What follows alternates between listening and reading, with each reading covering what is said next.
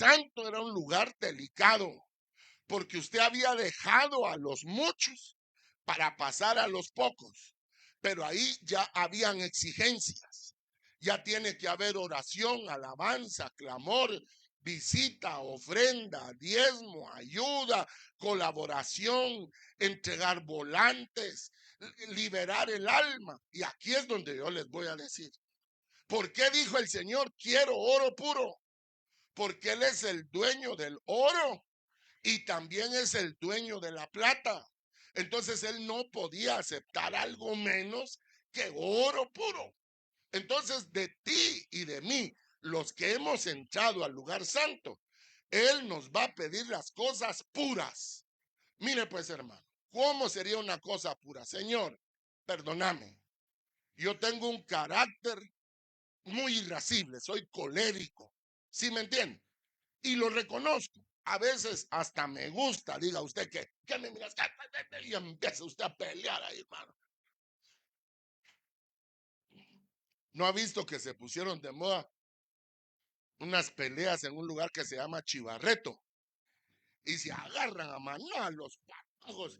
Ah, pues ahora solo brincones son. Mire pues, ¿por qué tiene que ser puro? Porque usted va a ser puro con Dios y le va a decir, Señor, yo reconozco, porque es algo que nos afecta a todos, creo yo. Tengo mal carácter, soy muy alcacelser, me decían de apodo, diga usted que rápido me subo. ¿Verdad? Perdóname, eso es pureza. Eso es que él diga que, bueno, de todas formas ya lo sabía, va a decir el rey, ¿verdad? Pero a él le agrada que se lo digamos, por eso él decía, ¿qué quieres que te haga? Hermanos, y el otro, mire, si hubiera estado Pedro ahí, Señor, no seas pura lata, hombre, si este está choco. Choco en Guatemala significa ciego. ¿Cómo le preguntas qué quiere? Pues si está chocolate. No, hermano, ¿sabe por qué preguntaba el Señor? Porque hay gente que vive de su ceguera. Hay gente que vive de llamar la atención, de causar lástima. Hay gente que pide pisto en los semáforos, que le dice, ¿sabes qué, mijo? Mejor te doy trabajo. Y él no llega. Él quiere estar ahí de vago todo el día y que la Mara le dé varas. ¿Sí me entiende? Entonces Cristo preguntaba, ¿qué quieres que te haga? Para que el otro le devolviera oro puro. ¿Con qué? Con la verdad. Porque mire pues, póngase que pasaba el maestro y le decían al ciego, ciego, ahí viene Jesús, ahí viene Jesús. Oiga la batalla dentro del alma del ciego. Ay, Dios mío, peor si me pregunta, ¿qué quiero?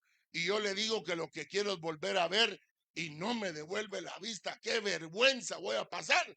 Porque eso pasa, hermano. ¿Y sabe cuándo pasaba? Cuando venían los evangelistas como G. Ávila. Pasen los enfermos. Y ahí pasaban todos los enfermos con duda. Saber si me va a curar Dios. Saber si. Y diría, ni me curó, todavía me duele la cadera. Ya, pues cállame bien, ya iba usted con que no, ¿verdad?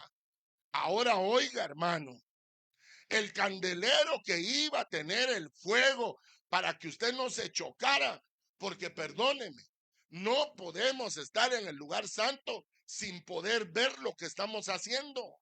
La gente evangélica que no tiene fuego en su altar, no sabe para dónde va, hermano.